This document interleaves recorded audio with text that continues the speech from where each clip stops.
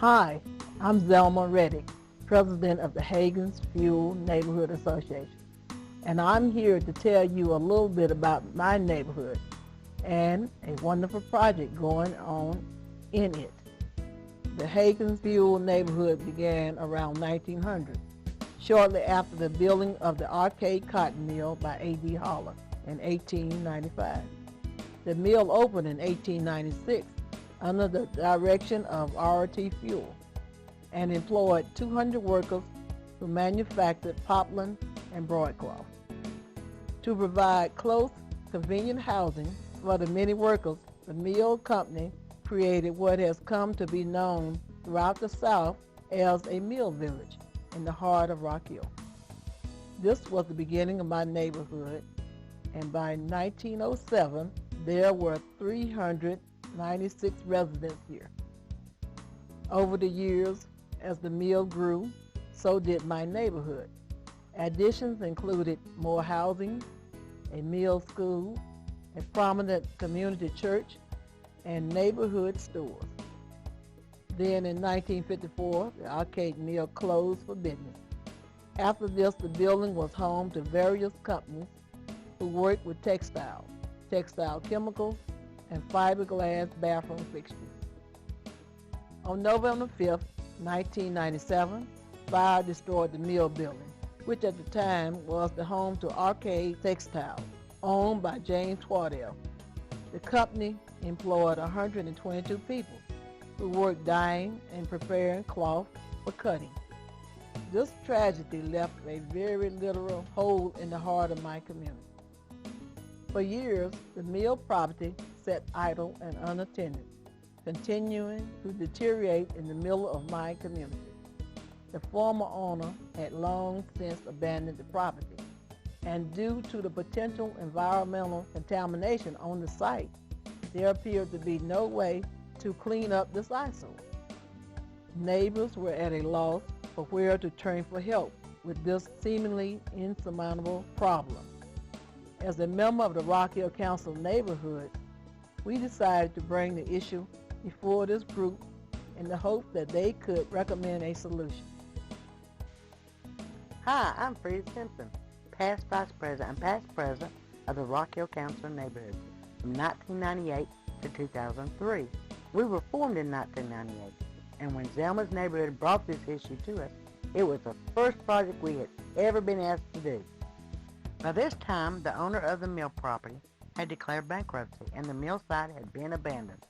It became clear that if we were really going to deal with this issue, the only way to tackle the problem was for our group to first find a way to take ownership of the property.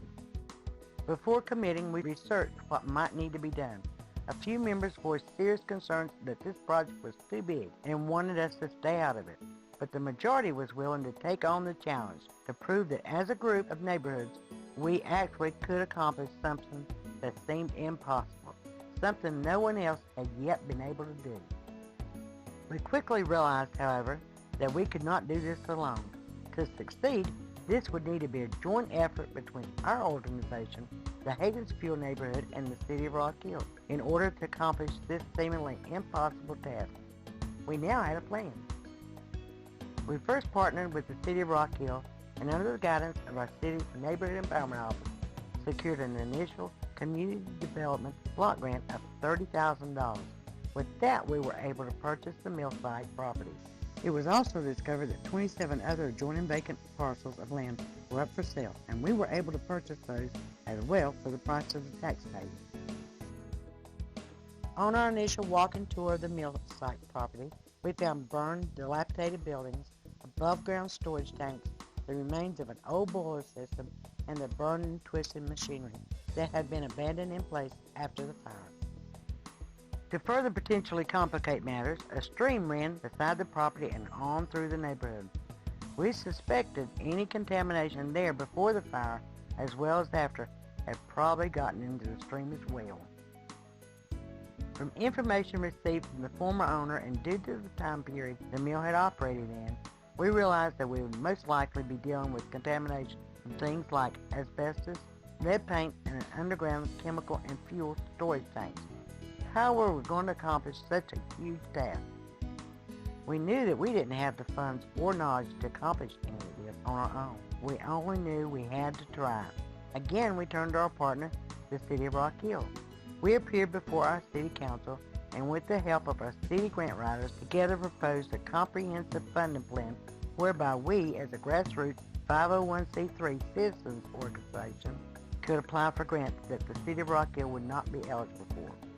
After much discussion that spanned many city council meetings, we were again successful, and in a very big way.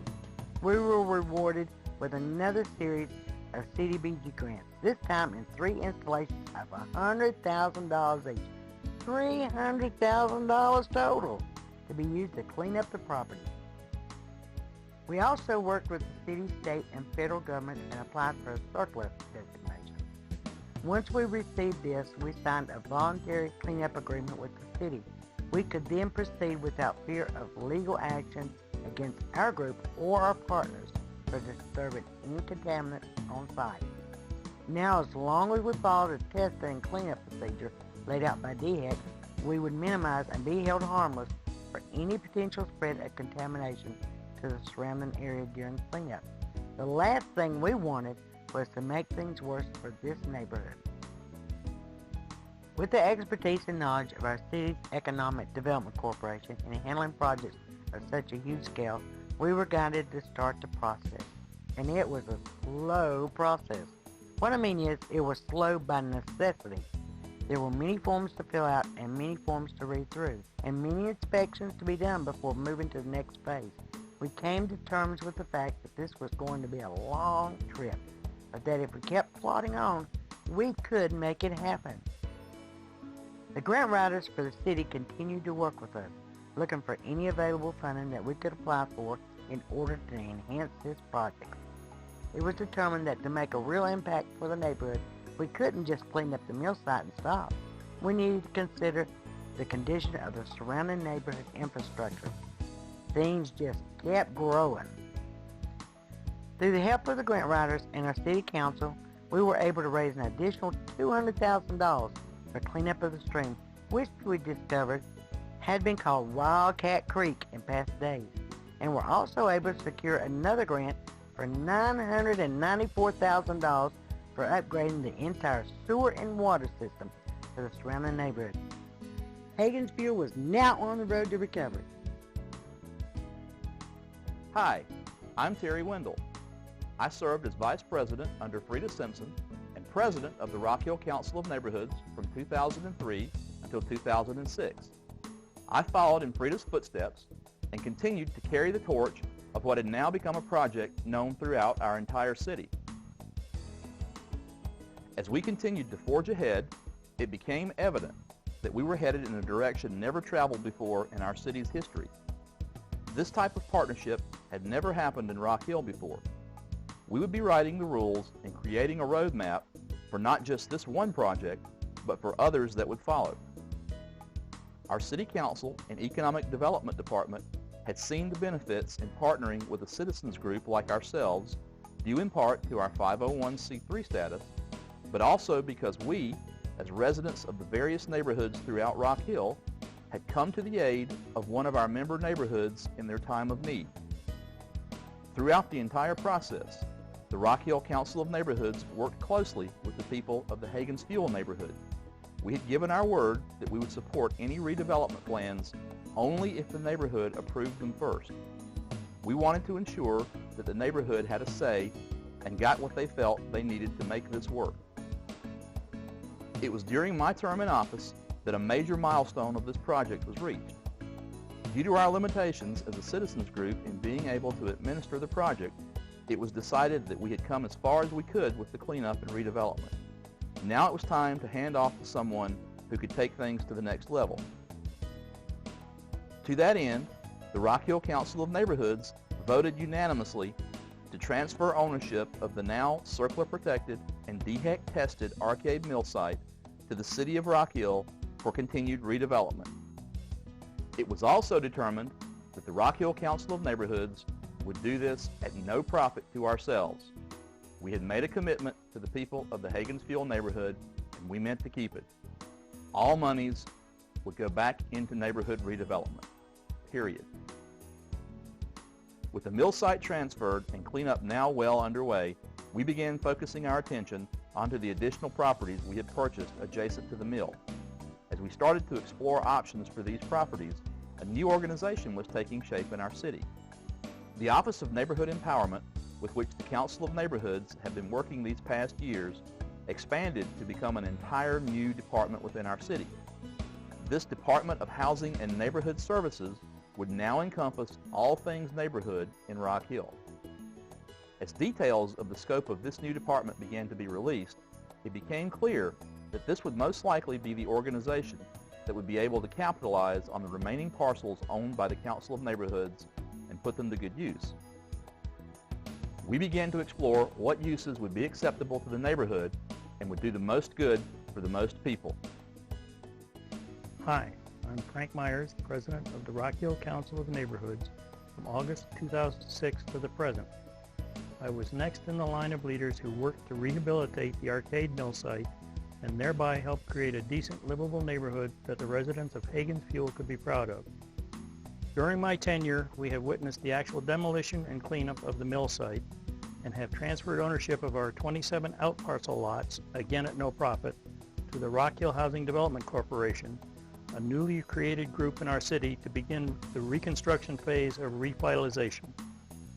We also applied for and were awarded a grant to provide forgivable down payment assistance loans for low to moderate income home buyers to be managed by the new Housing and Neighborhood Services Department, further expanding the options for those wishing to own their first home in the Hagins-Fewell neighborhood or anywhere else within our entire city. The project is continuing to move forward and we are still closely involved. And now, I would like to take a few moments to tell you who we are. The Rock Hill Council of Neighborhoods is a nonpartisan, nonprofit, 501c3, non-sectarian organization committed to preserving and promoting the integrity of Rock Hill's neighborhoods. We serve as an umbrella group whose members are the various recognized and approved neighborhood organizations within the city of Rock Hill. The primary purposes of the Rock Hill Council of Neighborhoods are to promote communication and cooperation between organizations, foster a sense of community, and assist each other by providing a forum where member neighborhoods can bring specific concerns for discussion and receive reliable information as well as support for legitimate causes. We provide a connecting link between the neighborhoods and the elected and appointed officials and components of local government who we advise on issues of neighborhood concern. We currently have 36 member organizations, 17 of which are full members. Full members are eligible for rights including but not limited to voting at Council of Neighborhoods meetings and making use of Council of Neighborhoods personnel and resources. This concludes the introductory video portion of the presentation. We will now go live to present specific details on partner organizations, funding sources, and ongoing redevelopment plans.